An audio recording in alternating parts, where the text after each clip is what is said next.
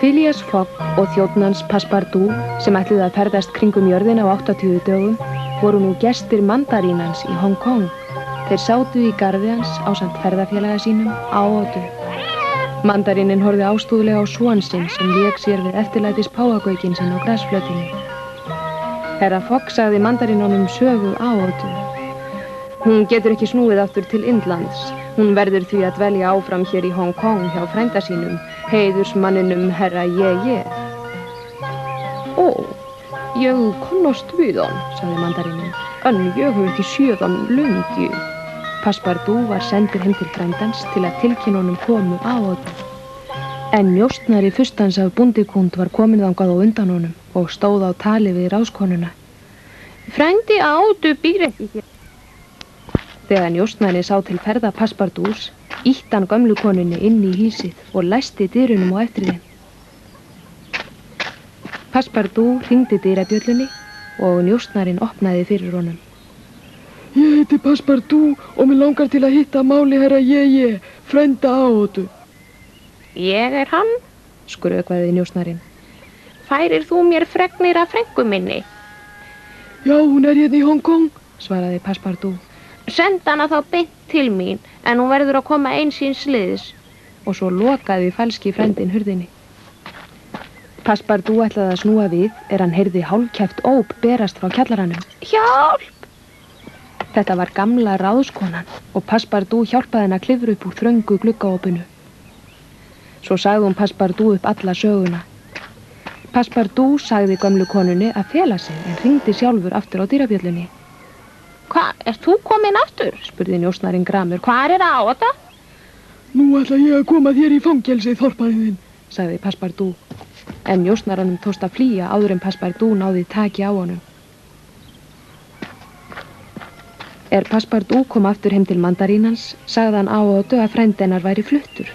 Hann vildi ekki hræða hana með því að segja henni frá njósnara fustans af bóndikúnd. Tekið nú til bragðs, spurði Aota.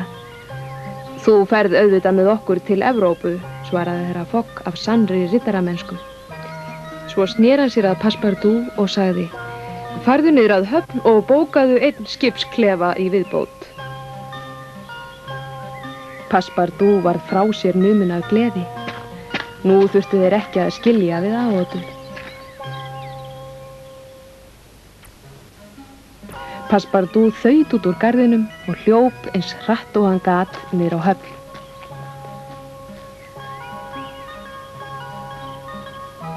Hann kom niður að höfninni, flýtti hann sér að finna skrifstofu skipafélagsins og panta klefa fyrir Aotu. Skipið siglir klukkan 8 í kvöld en ekki fyrir að málu þess og áætlað var, sagði afgreiðslumaðurinn. Ágætt, sagði Passepartout og hélt aftur heim á leið. En fyrir utan rakst hann á Fix leynilögreglumann sem var öskureiður vegna þessarar ótímabæru brottfarar skipsins. Hann átti nefnilega von á að fá handtökuheimild frá London næsta dag til að handtaka bankaræningjan Phileas Fogg. En nú virtist Fogg ætla að sleppa honum úr greipum. Það engu líkar en að þú sért að elta mig og herra Fogg, sagði Passepartout spaugsamur. Fix brá ónotanlega. Já, þetta skrítin tilviljun, sagði hann og gerði sér upp hlátur. Hann reyndi að finna ráð til þess að tefja fyrir Passepartout þar til skipið legði úr höfn. Má ekki bjóða þér eitthvað að drekka, vinur kær, enn nægur tími til stefnu. Passepartout þáði boðið. Honum bauð ekki grun að Fix ætlaði sér að fylla hann og kom í veg fyrir hann gæti tilkynnt húsbónda sínum að skipið færi fyrr en áætlað var.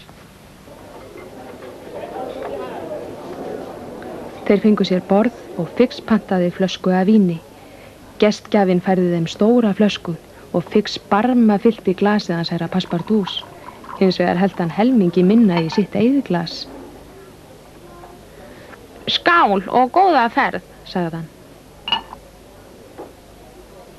Fogg beið á hótelinu og var orðinn langeygður eftir þjóni sínum. Ættu við að ganga niður á höfn og vita hvort við finnum Passepartout, sagði herra Fogg við Aotu. Hann spurði eftir Passepartout á skrifstofu skipafélagsins og fékk jafnframt að vita að skipið legði af stað þá kvöldið. Hvar getur herra Passepartout verið? Spurði Aota ráðvillt.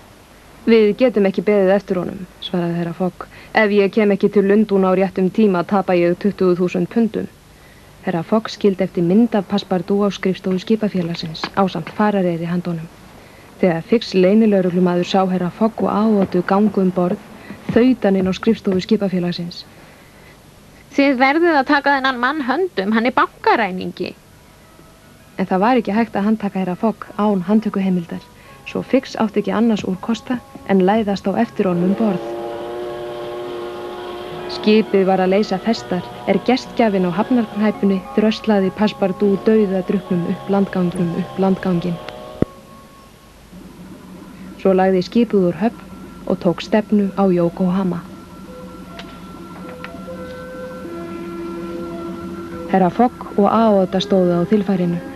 Hún horfði döprum augum yfir sjóinn og Fogg vissi að hún var að hugsa Passepartout. Við finnum hann fljótlega aftur, sagði hann í huggunarskyni. Ég vona bara að það hafi ekki verið eitthvað hræðilegt sem kom fyrir hann, sagði Aota. Fogg reyndi að sefa hana. Passepartout bjargar sér. Þau héldu bæði að Passepartout hefði orðið eftir í Hong Kong. Í sömu andrá var Passepartout einmitt að vakna í klefa nokkrum borð. Þú varst svei mér sloppaður þegar við bárum þig hingað, sagði sjómaðurinn sem var kominn til að vekja hann. Passepartout greip báðum höndum höfuð sér. Hvað skildi herra Fogg segja nú, Guð minn góður? Svo fékk hann skyndilega minnið. Húsbóndi minn enn í Hong Kong. Mikið voðalegt fífl get ég verið. Ég lét hann aldrei vita að skipið færi fyrr en áætlað var. Sjómaðurinn skildi ekki hvað hann átti við. Ég vona að þú sért með farmiðaninn og einhverja peninga á þér, sagði hann. Passepartout tæmdi vasa sína. Þar var hvorki farmiði né peningar. Þú verður þá að vinna fyrir þér á meðan borð, sagði sjómaðurinn. Herra Fogg og Aota sátu að snæðingi í matsalnum. Þau höfðu ekki hugmynd að kartöflurnar sem þau borðuðu voru afhýttar af vini þeirra, Passepartout. Passepartout sat í eldaklefanum með stóra hrúga af kartöflum og afhýtti þær hverja á fætur annarri. Þetta var þreytandi vinna og honum rann í brjóst. Í sömu andrá kom kokkurinn til hans. Þvílík ósvífni, sagði hann og gaf Passepartout olnbogaskot, beint á milli rifja. Vaknaðu leti, haugurinn þinn. Já, tautaði ferðalangurinn óhefni. Kokkurinn horfði á hann með vanþóknun. Þú ert allt og lengi að þessu, sagði hann hranalega. Hypjaðu niður í vélarúm. Kindararnir hafa kannski not fyrir þig. Fix leynilögreglumaður gekk nú í matsalinn og settist nálægt Fogg og Aotu. Hér hittumst við þá aftur, sagði herra Fogg. Ekki bera á öðru, sagði leynilögreglumaðurinn. Það svona að vera á sífelldu viðskiptaflakki. En hvar þjónninn þinn, sá ágætis maður? Við týndum honum í Hong Kong, svaraði Fogg. Já, og það auðvelt að týna fólki í stórborg, sagði Fix. Á meðan á þessu samtali stóð, mokaði samræðuefnið Passepartout holum allt hvað aftók rétt fyrir neðan þá. Skipið fór svo hratt að það virtist ætla að komast til Yokohama á með tíma.